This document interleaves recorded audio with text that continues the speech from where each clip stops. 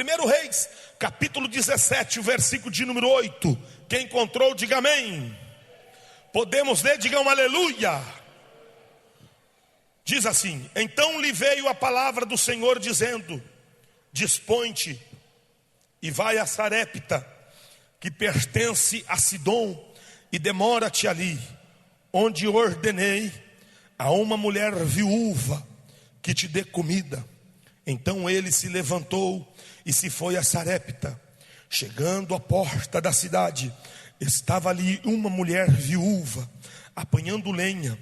Ele a chamou e lhe disse: traze-me, peço-te, uma vasilha de água para eu beber.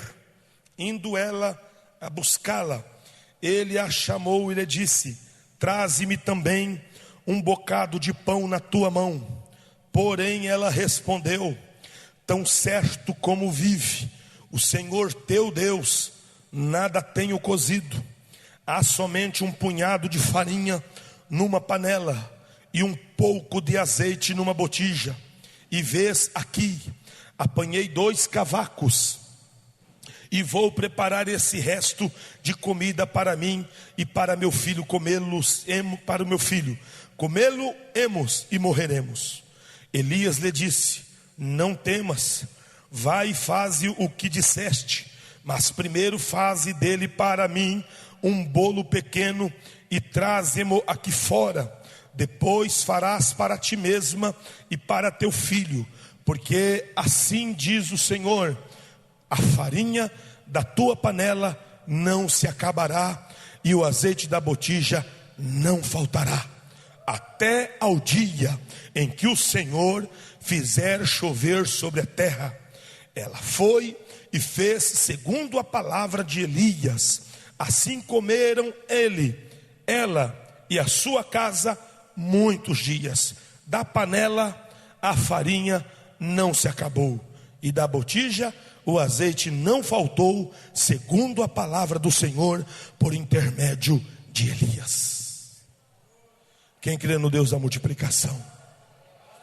Quem crê no Deus da providência, o Deus da provisão nesta manhã? Você vai orar com fé agora. Oramos ao nosso Deus, meu Deus e meu Pai. Vem, Jesus, nesta manhã falar conosco através da tua santa palavra. A oração tem que ser com fé. Ora com fé, ora com fé. Jesus vai abençoando, vai abençoando, vai abençoando nesta manhã, meu Deus. Abençoa o teu povo, Pai, através da tua palavra, Senhor, nesta manhã, em um nome de Jesus, em um nome de Jesus. Digam glória a Deus. Tome os seus assentos, as mãos desocupadas. Dê o melhor aplausos que você pode dar para Jesus. Fala comigo assim bem alto, bem forte: ouvintes, aceitem a doce paz do Senhor Jesus Cristo. Mais palmas para Jesus. Amados ouvintes, estamos aqui no interior da nossa sede setorial de Porto Alegre, aqui na rua Comendador Álvaro Guaspari, número 80. Esse culto é transmitido aqui direto do altar do Senhor. Preste atenção na palavra de Deus nesta manhã. Eu quero, antes de entrar na mensagem, contar algo. Um determinado missionário, ele foi evangelizar a África. E ele é um missionário norte-americano. E ele vai levar uma quantidade de Novos Testamentos. No raciocínio dele, no pensamento dele era o seguinte: eu vou pregar o evangelho lá e eu vou vender Novos Testamentos para me manter lá. E aí não vou ficar precisando de doações da igreja onde eu congrego. Esse era o pensamento dele. E ele foi para a África fazer a obra, levar o evangelho de Cristo. E ele vendia os Novos Testamentos, pregava o evangelho e vendia os Novos Testamentos. Chegou um dia que ele chegou para um determinado moço e ele ofereceu o Novo Testamento para esse moço. O moço olhou para ele e disse assim, e ele disse: você pode comprar esse Novo Testamento? O moço disse: se você me der de graça, eu não quero, ainda mais comprar. E ele ficou assim indignado de ver a dureza do coração desse rapaz. E ele disse: vamos fazer o seguinte, eu te dou ele, eu lhe dou o Novo Testamento.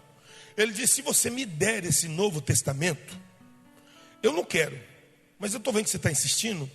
Se você me der e eu pegar ele de você, sabe o que eu vou fazer com esse Novo Testamento? Eu vou fumar, pegar essas páginas e vou fazer um cigarro e fumar. O missionário olhou assim e falou: meu Deus do céu. Ele nunca tinha visto uma pessoa com o coração tão duro.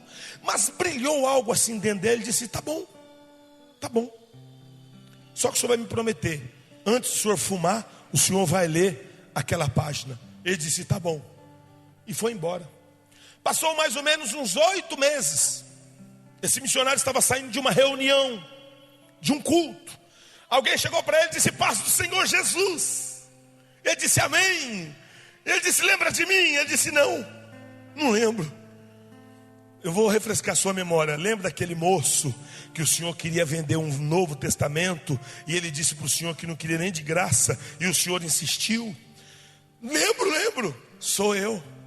Não, você está de brincadeira. Sou eu. Eu vou contar para o senhor. Lembra que o senhor disse que era para mim, que eu falei para o senhor que se eu pegasse esse Novo Testamento eu iria fazer um cigarro, ia ler, eu ia fumar? Ele disse: lembro. Mas lembra que o senhor disse: mas primeiro você vai ler a página.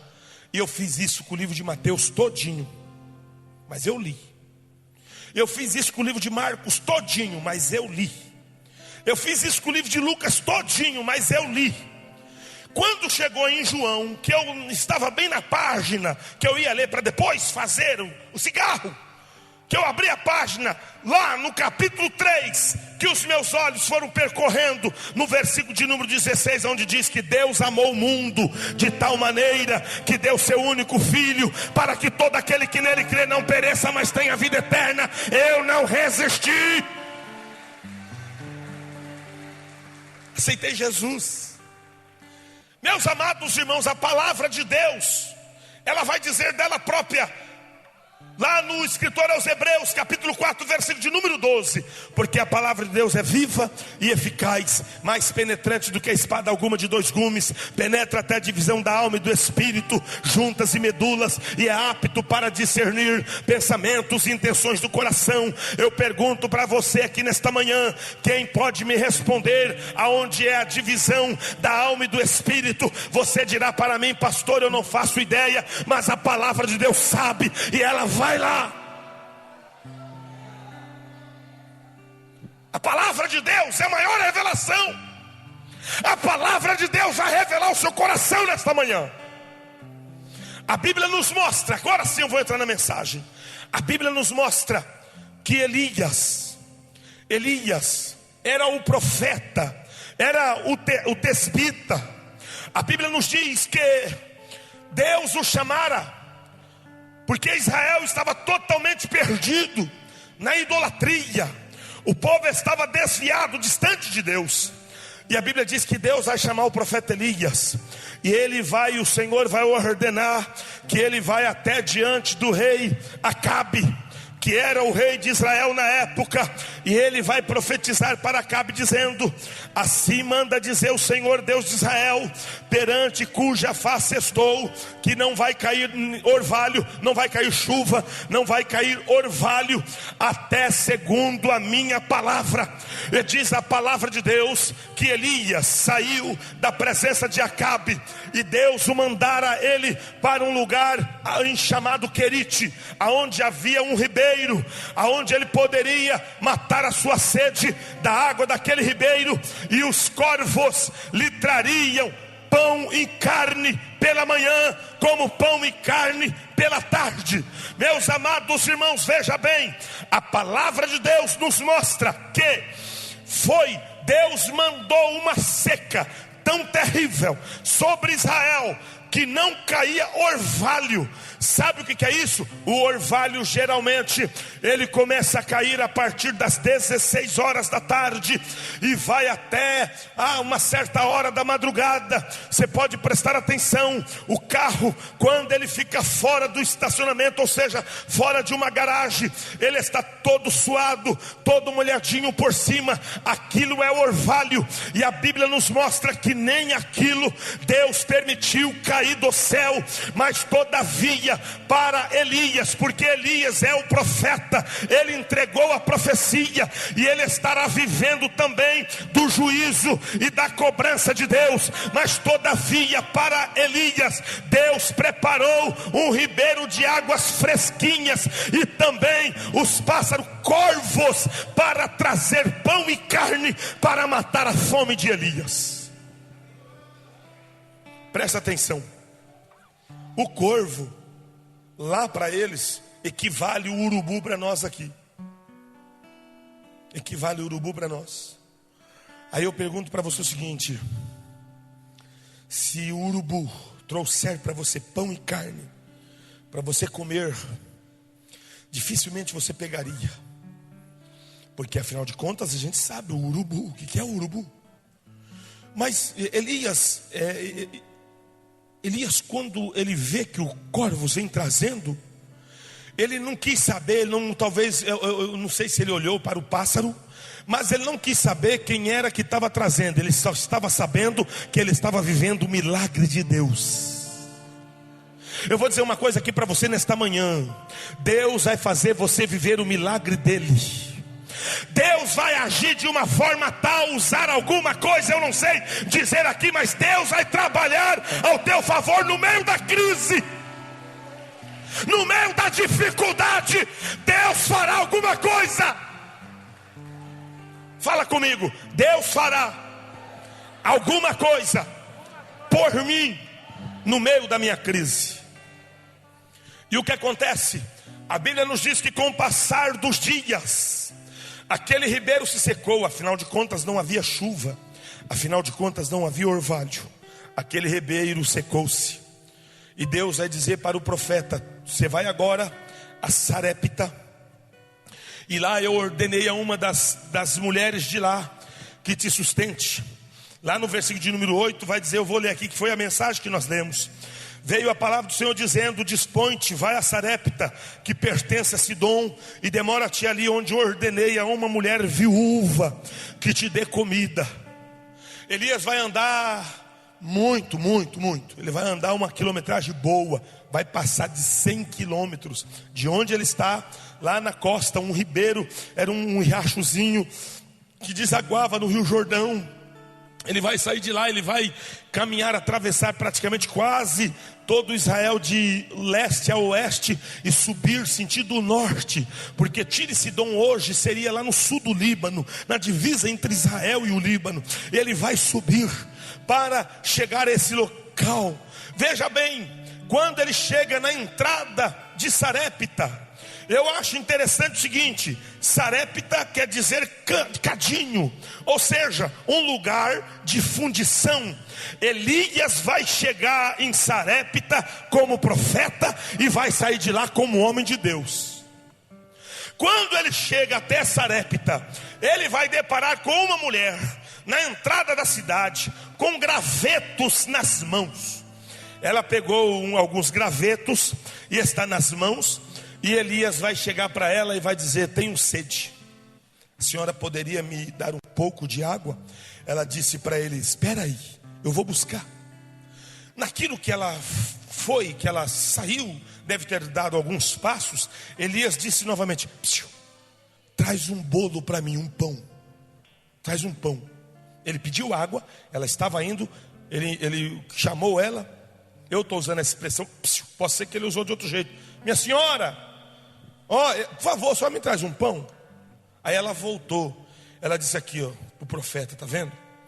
Esses cavacos que eu peguei, a minha intenção é o seguinte: o senhor pediu água, água eu tenho, mas a minha situação na questão do pão é essa.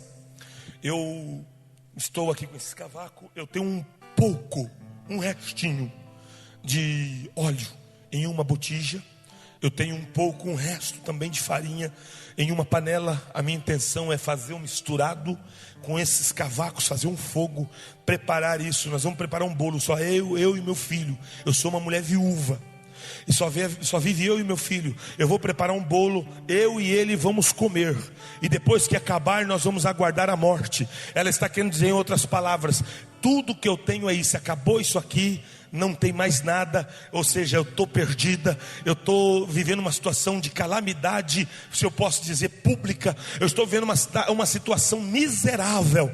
Aí o profeta vai olhar para ela e vai dizer assim: tá certo, a senhora vai lá e faz esse bolo conforme a senhora disse, com um porém, traz primeiro para mim um bolo pequenininho, pequeno, a senhora vai trazer para mim, porque eu tenho uma palavra profética para a senhora.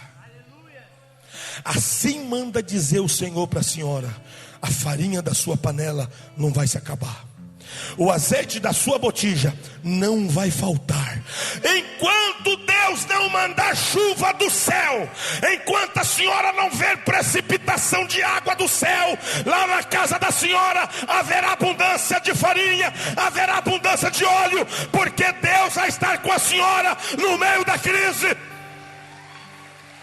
Quem crê no Deus que age? A Bíblia diz que Elias voltou, ou melhor dizendo, a mulher voltou com um bolo e deu para Elias. Ele comeu, ele bebeu a água, ele comeu o bolo. E diz a Bíblia que Elias ficou muitos dias hospedado na casa dessa mulher. E a Bíblia diz que enquanto não choveu, o óleo da botija dela não se acabou, a farinha da panela dela não faltou. Meus amados irmãos, isso é muito forte. Sabe por quê? Analisa comigo aqui. Analisa comigo. Imagina você em casa e de repente alguém profetizou uma palavra como Elias, dizendo que não vai faltar, e você tem uma quantidade de óleo guardada em uma vasilha, e você também tem uma quantidade de farinha guardada em outra vasilha.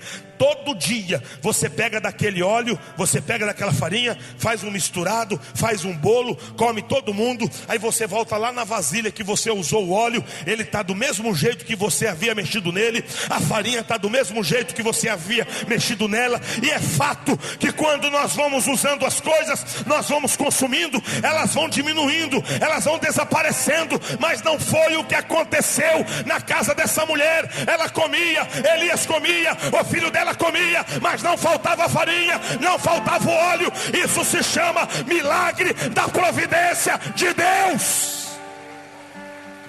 Ele está aqui nesta manhã para te abençoar. Ele está aqui nesta manhã para multiplicar a sua farinha, para multiplicar o seu óleo. Quem crê nesse Deus? Sabe o que eu analiso comigo? O seguinte: quanto tempo será? Eu não sei o tempo exato que esta mulher passou comendo farinha com óleo, mas eu só sei de uma coisa: Deus sustentou ela. E uma outra coisa, vamos por partes. Esta mulher era uma viúva. Esta mulher não tinha um provedor para a casa dela. Ela não tinha esposo. Ela não tinha ninguém por ela. Ela tinha um filho. A Bíblia não nos diz a idade desse moço, mas ela só tinha um filho. A viúva, à luz da Bíblia, é complicado, porque é uma cultura diferente dessa. Hoje a mulher trabalha, hoje a mulher tem o seu espaço, ela trabalha. Hoje tem mulher juiz, tem mulher advogada, tem mulher piloto de avião, tem mulher maquinista de trem, tem mulher de tudo que você imaginar. A mulher tem o seu espaço no mercado de trabalho. Naquela época, de jeito nenhum. A mulher era casa somente, cuidar das coisas de casa. Então o que acontece? Ela era viúva, não tinha um provedor. Deus vai dizer assim para Elias: eu tenho uma das minhas, ordenei a uma mulher viúva. Eu gosto dessa ênfase que é dada aqui na Bíblia, e até de uma forma proposital. Quer dizer o seguinte: é uma mulher totalmente desamparada. E sabe o que eu acho lindo? É que Elias, pastor Adriano e irmãos aqui do altar, vai chegar com fome, e aquela mulher está à beira ela está à beira da falência. Olha como é que Deus faz as coisas. Deus une o útil ao agradável, porque Deus vai levar o profeta para converter uma situação na vida de uma pessoa que está para falir, está para morrer literalmente de fome, e vai mandar um profeta com fome. Veja bem, meus amados irmãos, a ação sobrenatural de Deus. Quero dizer para a igreja nesta manhã, e você vai recebendo esta palavra como uma profecia de Deus. Deus está atento a tudo quanto está acontecendo com você e na sua casa. Ele vai abençoar, Ele vai multiplicar.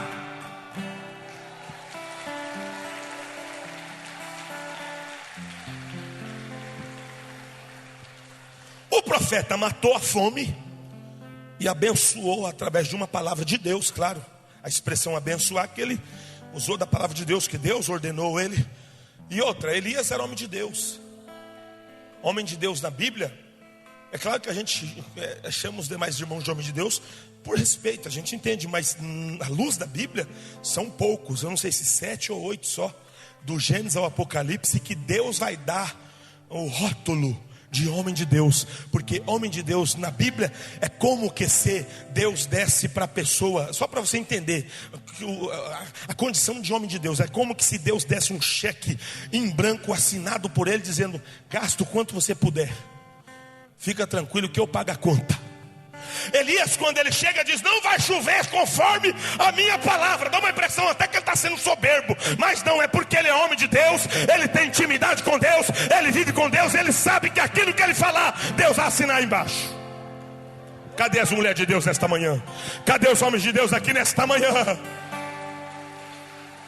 Aleluia.